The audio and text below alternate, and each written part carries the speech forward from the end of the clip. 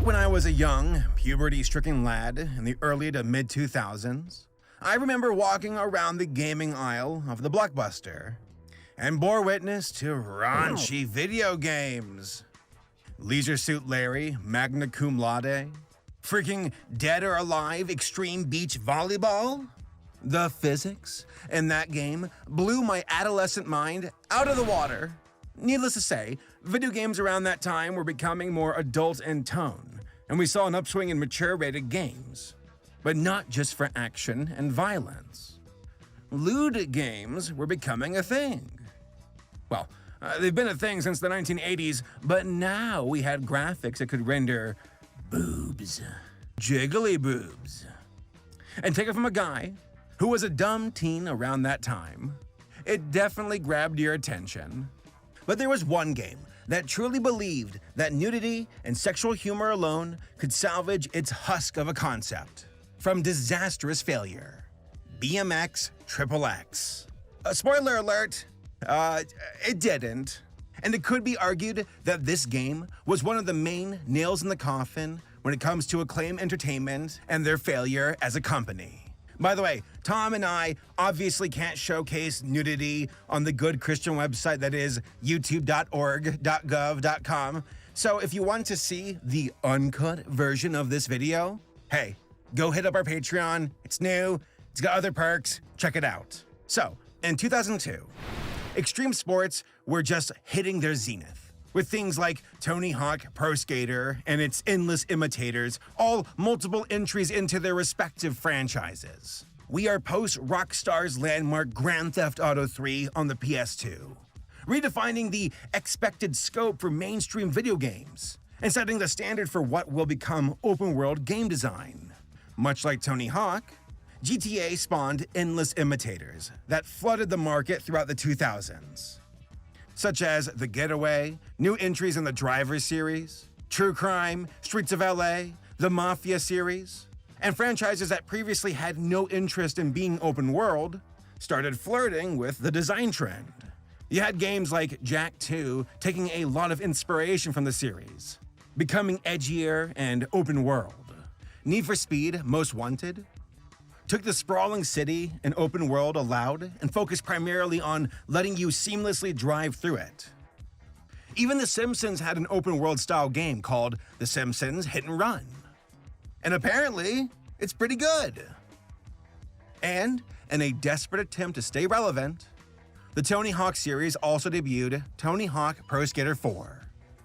With a more fleshed-out career mode that likewise began tiptoeing around the concept of a more unified world design, moving the series beyond its arcade-styled, isolated course game design, and leaned into an open-world light design that you could skate through, instead of drive or do drive-bys. It would follow up the following year with Tony Hawk Underground, committing to the bit full stop, with an entire narrative story mode, and even more emphasis on free roaming. Now, despite on the surface feeling like an empty trend chaser, Tony Hawk 4's small pivot was actually received exceptionally well, with the more robust career mode being praised by both the gaming press and the general gaming audience, while retaining the fantastic skating gameplay that made Tony Hawk a household name. And wherever Tony Hawk went, the other extreme sport franchises would follow. Acclaim at the time was still a pretty high-profile publisher, having a track record of successful games. Probably their best-known franchise was the Turok series, which anyone in their 30s that owned an N64 probably has some fond memories of. Oh, by the way, Tom and I are doing a playthrough of the first Turok on our Patreon. Go check it out.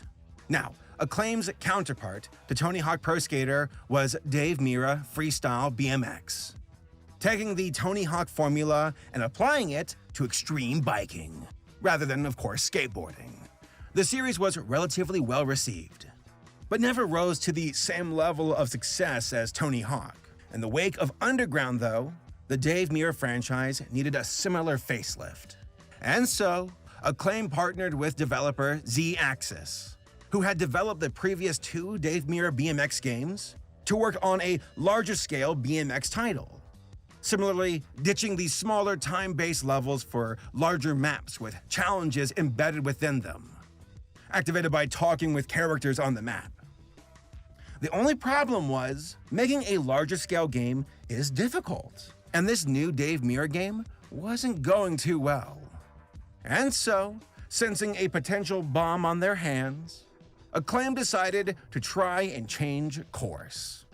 By giving XXX more time to polish the game and make a worthy follow-up to BMX 2? Remember what channel you're watching. No, instead, Acclaim decided to try and put lipstick on this pig and slap some tits and crude humor into a genre that was almost universally all ages friendly. To try and drum up some publicity and cover for the otherwise mediocre product. The result is BMX XXX, a title with full-on topless nudity and create a character, and challenge rewards of full-on live-action strippers.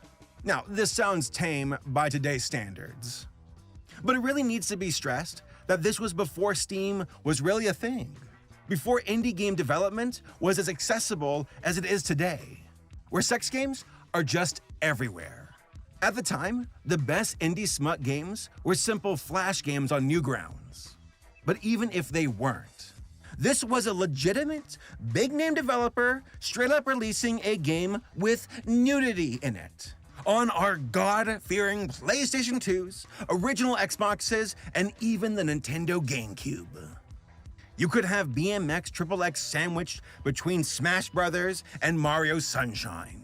The contrast alone, the boldness of doing something so blatantly raunchy in such a mainstream space, definitely delivered the press Acclaim was attempting to drum up.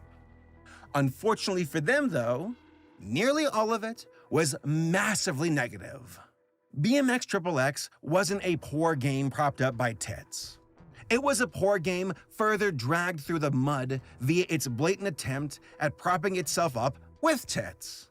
Critics were merciless. Gamers were unenthused at best. Despite a hilariously cringy marketing campaign that Acclaim spent the better part of $4 million on, the game was a commercial disaster. Not only because it was bad, but because certain retailers like Walmart and Toys R Us refused to stock the game. This was the mid-2000s, where gaming panic was at its height, being the scapegoat for all of society's ills. And Jack Thompson was in full swing, trying to tank the entire industry. So a title like this, playing right into the sensationalist media's hands, giving them tons of ammo and their narrative that video games were destroying the youth of America? Oh, they loved it. But nobody else did. Also, other countries like Australia straight up refused to sell BMX XXX. Like, at all. Sony wouldn't even allow the game to be released on its console with nudity. So the PS2 version is censored, completely defeating the purpose entirely. Imagine being a horny teenager tricking your gaming illiterate relative into buying you the game only for you to realize that everything is censored, and all you're left with is a terribly playing BMX game. $50 down the drain for this garbage. And my God, is this game garbage. Tom and I played the PS2 version because, we want to keep the holy church of YouTube happy. And as bad as this game was on release, it has aged like milk. The game is offensively unfunny. Already scraping the bottom of the barrel of the lowest common denominator crass humor back in 2002, which only comes across as even more tasteless today. Not a single joke lands.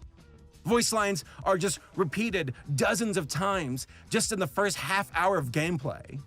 The controls are extremely overly sensitive and makes landing tricks very difficult. Like even turning around on the road is a chore. And the visuals. My God, even if you did not have the topless riders removed, with graphics that look more at home on the PS1, there's nothing titillating on display here. Maybe the stripper scenes could have been enough for these dumb teenagers who bought this game to be like, okay, that's an investment. You know, playing it at nighttime when the parents are asleep. But in a world where you have full-on access to the internet, this game feels more pathetic than ever. It tried to ham it up with the sex and the nudity and the sexual humor, but it was a flop across the board and has nothing of redeeming quality to it. Note, by the way, that this game is called merely BMX XXX. No mention of Dave Mirra whatsoever. Why? Well, that's because Acclaim did not clear the tone change with Dave Mirra. So when he caught wind of the game's new direction, he refused to be associated with it, publicly decrying the title and making it abundantly clear he wanted nothing to do with it. He even took legal action to force Acclaim to remove his name from the title. He was successful, and the game was called instead BMX XXX. Oh, by the way, Dave Mirra was not Acclaim's only stint in court around this time. The higher-ups at Acclaim in general around this time were focusing more on crazy publicity stunts to generate sales, instead of, you know, making a decent product. The company made several controversial business and marketing decisions in the UK. One example was a promise that $10,000 in US dollars would be awarded to UK parents who would name their baby Turok in order to promote the release of Turok Evolution. A later investigation by VG247 found that all of those who had reportedly changed their names were actors. Another marketing failure was an attempt to buy advertising space on actual tombstones for Shadow Man Second Coming. Also, to promote Burnout 2, Point of Impact, Acclaim offered to reimburse any driver in the UK who received a speeding ticket. Following a negative reaction to this from the UK government, the plan was cancelled. The UK wasn't the only place that Acclaim had issues. For example, in the US, Acclaim suffered multiple lawsuits, a portion of them with former partners. Mary-Kate and Ashley, for example, sued over unpaid royalties. You don't mess with the twins. They're gonna get their money no matter what. So, all of this legal trouble eventually led to the collapse of Acclaim, and the company filed for bankruptcy in 2005. The cost of stunts like BMX XXX quickly coming home to roost. Its costly advertising stunts one of the final nails in the coffin for the company. So overall, the infamy of BMX XXX lives on, though in its own unique way. It stands as one of the few games that is still against terms of service to stream on Twitch. Which is, kind of funny considering all things. So, BMX XXX, you are a great example that marketing isn't everything. And sometimes, you just need a good game. Which Acclaim absolutely missed the point of that picture, and instead gave us this picture.